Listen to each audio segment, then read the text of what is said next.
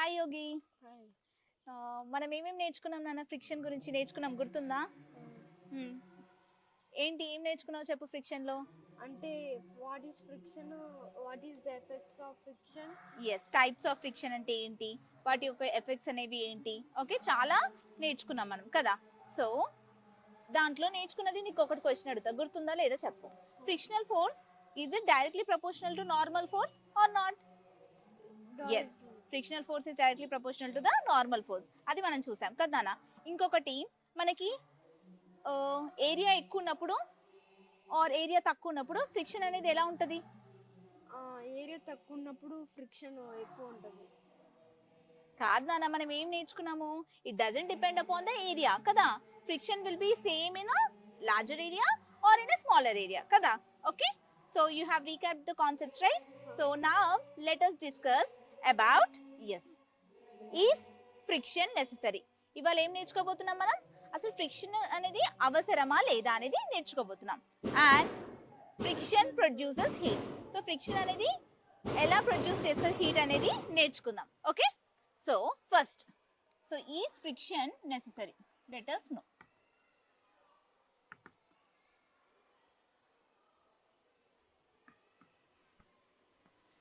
So అసలు friction అనేది అవసరమా అవసరం లేదా ఇన్ జనరల్ గా చెప్పు నాన్న. మనకి అవసరం. ఎందుకు? అంటే రోడ్డు మీద వాకింగ్ చేసేటప్పుడు ఫ్రిక్షన్ అనేది లేకపోతే జారిపోతాం. Okay, very good. సో మనం వాకింగ్ చేసేటప్పుడు రోడ్ పైన ఫ్రిక్షన్ అనేది అసలు లేకపోతే ఏమవుతుంది? మనం కింద పడిపోతాము కదా. కదా, అంటే అదొక సపోర్ట్ లాగా కదా నాన్న. So let us read. Okay, so first, have you ever try to walk on a muddy or slippery surface?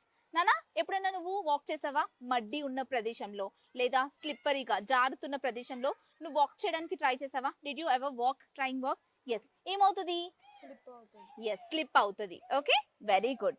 So what do you find it difficult to walk on slippery surfaces? So why do you find difficult to walk on the slippery surfaces? Because there will be less friction కదా. Friction అనేది ఉండదు కాబట్టి it will not give you grip ఇవ్వదు కాబట్టి obviously గా ఏమవుతుంది అక్కడ? friction is not there. So that's the reason you are going to fall down, right? So now let us see the things that will not happen in the world if the friction was not with us present. So అసలు world లో friction అనేది లేకపోతే ఏంటి నాన్న? Friction లేకపోతే there is no world కదా. So అంటే ఏం చేయండి అన్నానా? వరల్డ్, నో వరల్డ్ అంటే ఏంటి మీనింగ్? మనము అసలు వాక్ చేయలేము, right? So we can't live. So we will not have any cars కదా. మనకి ఏమైనా కార్స్ ఉంటాయా రోడ్స్ పైన?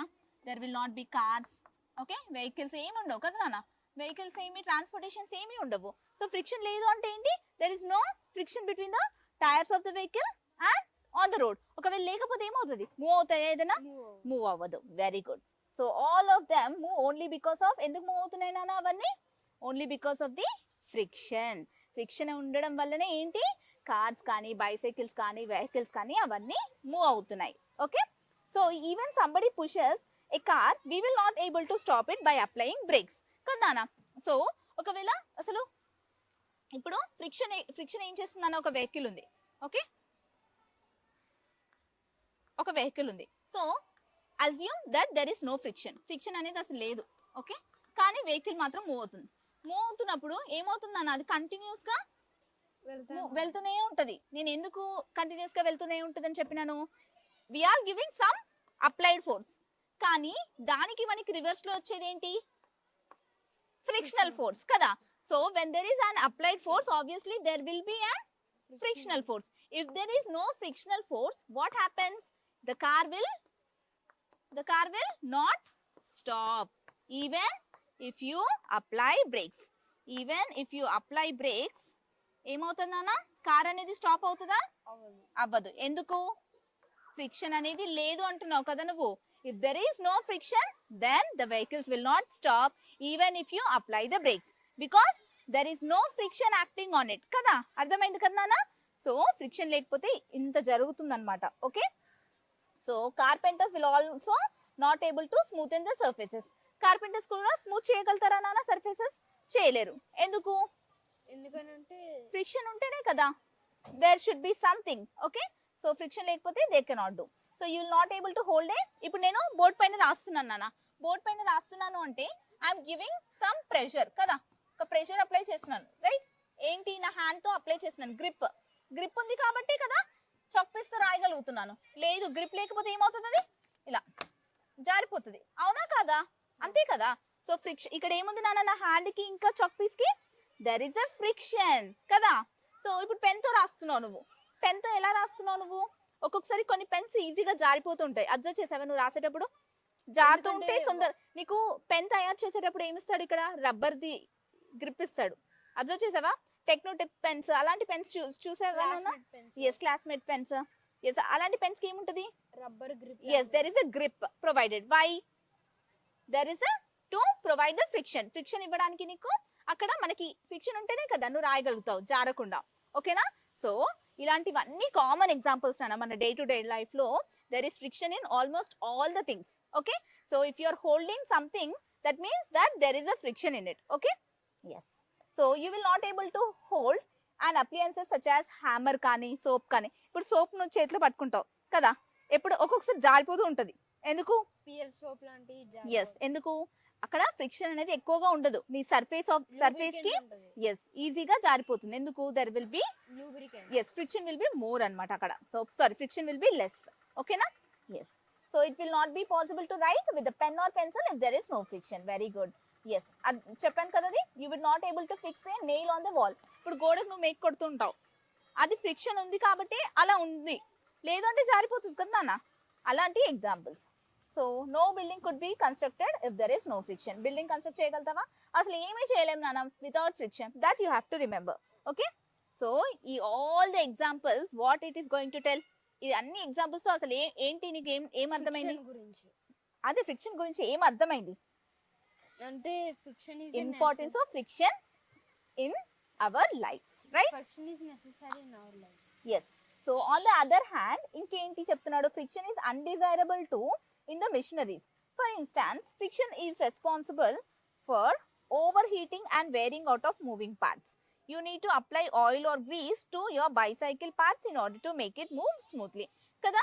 సో ఒక్కొక్కసారి ఏమవుతుందన్న, ఫ్రిక్షన్ ఎక్కువ అయినా ప్రాబ్లమే, ఫ్రిక్షన్ అసలు లేకపోయినా ప్రాబ్లమే. సో ఇప్పుడు మనము కొన్ని మిషన్స్ లో చూస్తుంటాం, ఎస్ మిషన్స్ లో కొన్ని ఇప్పుడు 2 పార్ట్స్ ఉన్నాయి నాన్న, ఈ 2 పార్ట్స్ మూవ్ అవుతూ ఉంటాయి, ఓకే ఒకదానికి ఒకటి. అక్కడ మూవ్ అవుతున్నప్పుడు నీకు ఈజీగా మూవ్ అవ్వాలంటే ఏమవ్వాలి, దర్ షుడ్ బి ఫ్రిక్షన్ కదా. సో ఫ్రిక్షన్ మరీ ఎక్కువ అయిపోయింది అనుకున్నానా, మూవ్ అవుతాయా పార్ట్స్, 2 పార్ట్స్ మూవ్ అవుతాయా, అట్లానే ఉండిపోతాయి, జరగవు కదా, రెస్ట్ పెట్టినట్టు ఉంటుంది కదా. సో అక్కడ ఏమవుతుంది, ఫ్రిక్షన్ అనేది there is more. So general గా ఎక్కడ చూస్తుంటావు నువ్వు, ఇది ఆటోమొబైల్స్ లేదా కన్స్ట్రక్షన్ ఫీల్డ్స్ లో, ఓకే అక్కడ మోషన్ అనేది చాలా తక్కువ ఉండిపోతుంది, చాలా రోజులు వాడి అలా ఏమవుతుంది అన్న, రస్ట్ పట్టిపోతుంది. ఎస్, సో అప్పుడు ఏం చేస్తాం మనము, వి యాడ్ వాట్, లూబ్రికెంట్స్, ఓకే కదా నాన్న. సో ఎందుకు, to reduce the friction, friction ని రెడ్యూస్ చేయడానికి వాడతాం, ఓకే. ఎస్ ఎస్, సో ఇప్పుడు నువ్వు చెప్పాలి, వాట్ ఆర్ ద లూబ్రికెంట్స్ నాన్న. లూబ్రికెంట్స్ ఏంటి, ఏమేమి వాడతావు, లూబ్రికెంట్స్ ఏమేమి యూజ్ చేస్తావు. Soap, lubricants are like oil, grease, kerosene, yes kerosene, petrol, ఇంకా distilled water, yes. so ఇవన్నీ ఏంటన్నా, what are these are all the lubricants. why we are adding all these lubricants, ఎందుకు add చేస్తున్నాం, to reduce the friction. yes, to reduce the friction. friction అంటే to reduce the wear and tear, okay wear and tear of the parts, okay. so wear and tear అవ్వకుండా ఉండడానికి ఈ మనము lubricants అనేవి వాడుతున్నాం, ఓకేనా నాన్న. That means to reduce the overall friction. అర్థమైందా ఇప్పుడు నీకు కాన్సెప్ట్. సో ఇప్పుడు మనం ఏం నేర్చుకున్నాము, ఫ్రిక్షన్ అవసరమా అవసరం లేదా, okay.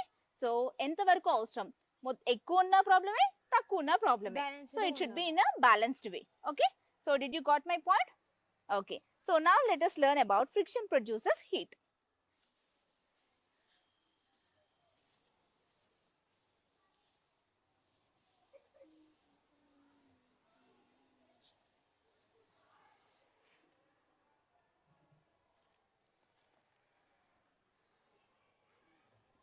Okay, so friction produces heat నానా. సో ఇప్పుడు మనం ఏం నేర్చుకోబోతున్నాం కాన్సెప్ట్? ఫ్రిక్షన్ ప్రొడ్యూస్ హీట్ దీని మీనింగ్ ఏంటో చెప్పాలి ఇప్పుడు. అంటే ఫ్రిక్షన్ హీట్ ని ఎట్లా ప్రొడ్యూస్ చేస్తుంది. Yes, very good. So friction వల్ల హీట్ అనేది ఎలా ప్రొడ్యూస్ అవుతుంది అనేది మనం నేర్చుకుందాం. ఓకే, ఫర్ ఎగ్జాంపుల్ నానా. Okay, so what are these? Your two hands. Okay, show your two hands. Yes, so rub it against each other. Rub చేయి నానా, షో అప్. ఎస్, సో ఏమవుతుంది ఇక్కడ? హీట్ ప్రొడ్యూస్ అవుతుంది. Yes, does it producing any heat in your hands? Yes, heat అనేది మనకి ఏమవుతుంది? Produce అవుతుంది. అంటే ఇక్కడ ఏమవుతుందన్నా, there is a friction between the two hands కదా. ఫ్రిక్షన్ ఉండడం వల్లనే మనకి ఏమవుతుంది? When you rub against each other ఏమవుతుంది అక్కడ? There is a friction producing, there is a heat producing కదా. Okay, understood right? So let us learn. So rub your palms against each other for a few minutes. How do you feel? ఎలా feel అయ్యావు? అంటే heat produce అవడం వల్ల ఎలా feel అయ్యాం నాన్న? There is a temperature increment in your hands కదా. So దాన్ని ఏమంటాం మనము? హీట్ ఇస్ ప్రొడ్యూస్డ్ కదా. హీట్ అనేది ప్రొడ్యూస్ అయింది, ఇజంట్ ఇట్ నాట్? అవునా కదా? ఎస్. సో ఎస్, ఇది ఎందుకు ప్రొడ్యూస్ అవుతుంది? You have rubbed your hands against each other, అందుకనేసి నీకు హీట్ అనేది ప్రొడ్యూస్ అయింది. అవునా కదా? ఎస్. నా ఇప్పుడు ఇంకొక ఎగ్జాంపుల్ చెప్పు నాన్న, హీట్ ఎక్కడ ప్రొడ్యూస్ అవుతుందో. Match stick. Yes, very good. So let us assume this is a matchbox. Okay, so ఇది matchbox అనుకుందాం. So matchbox కి there will be some applicant here కదా. సో some chemical ఉంటుంది, అవునా కదా? సో ఇక్కడ నీకు రబ్ చేసిన వెంటనే వచ్చేస్తుందా? నో, ఒకేసారి కాకుండా ఏమవుతుంది? రబ్ చేస్తున్న కొద్దీ ఏమవుతుంది అక్కడ? హీట్ అనేది ప్రొడ్యూస్ అవుతుంది. హీట్ ప్రొడ్యూస్ అవ్వడం వల్ల నీకు ఏమవుతుంది? హీట్ ప్రొడ్యూస్ అవ్వడం వల్ల ఏమవుతుంది అన్న? టెంపరేచర్ ఇంక్రీజ్ అవుతుంది. దానివల్ల ఏమవుతుంది? నీకు ఫైర్ అనేది ప్రొడ్యూస్ అయింది. అవునా కదా? అవునా కదా? Yes yes. So now let us read. So strike a match stick against the rough surface of the matchbox. So what happens? There will be a fire generation in the matchbox, right? There will be a fire generation for the stick, isn't it not? Yes. So now let us read. So ఇప్పుడు మనం ఏంటి? Two activities చూసాం. ఏంటి నాన్న? ఫస్ట్ది ఏంటి? You have rubbed your hands with your fingers. There you have seen that enti heat has been produced. And in the second case, what you have seen? Second case lo, when you rub the matchstick against a matchbox, there you have seen that a fire has been produced due to the heat. Okay, isn't it or not?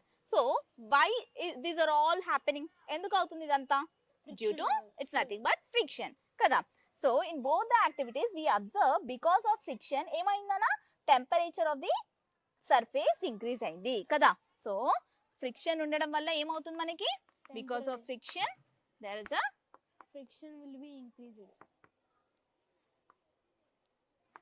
ఏంటన్నా friction వల్ల ఏమవుతుంది? Temperature అనేది increase అవుతుంది. Okay, temperature increase అవ్వడం వల్ల ఏంటి? Body అనేది heat అవుతుంది. హీట్ ఈస్ జనరేటెడ్ కదా. అర్థమవుతుందా? ఫ్రిక్షన్ లేకపోతే ఇదంతా జరుగుతుందా? No. So is friction necessary here also?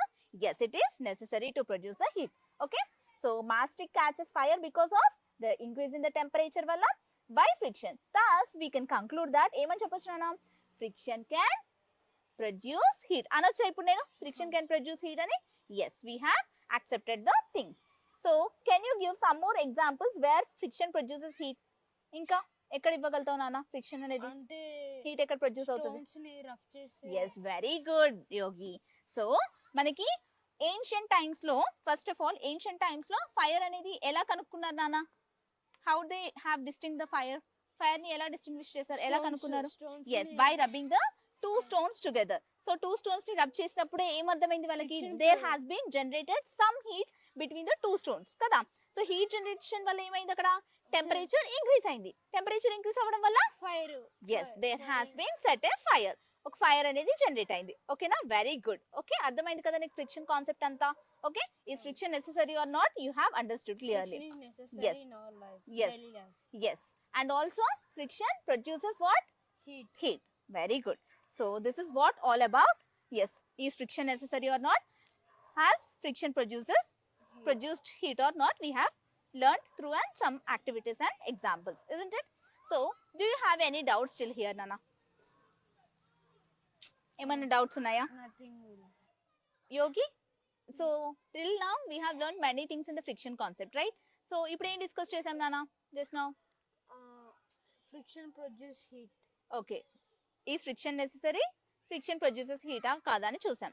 So ఏమైనా డౌట్స్ వచ్చాయా నాన్న దీంట్లో మీకు? Yes, what doubts you have got? అంటే హీట్ అనేది ఎట్లా ప్రొడ్యూస్ అయ్యింది?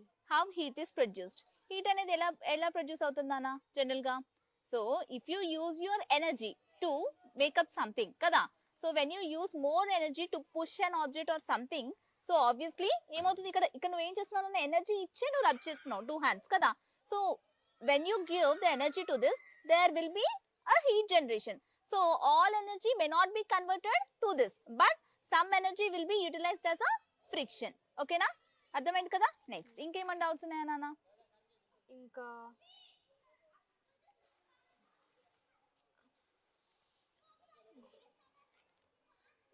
సరే ఇప్పుడు నేను అడగనా? ఓకే, హీట్ ఎనర్జీ అనేది సేమా రెండు డిఫరెంటా? Same. Heat and heat and energy heat and friction అనేది రెండు సేమా డిఫరెంటా? సేమ్. హీట్ ఫ్రిక్షన్ రెండు సేమ్ అంటున్నాను. నో నానా, heat is different and friction is different కదా. They are not same. How they are same? అంటే ఫ్రిక్షన్ అంటే brakes. No. So I'll say you, wait.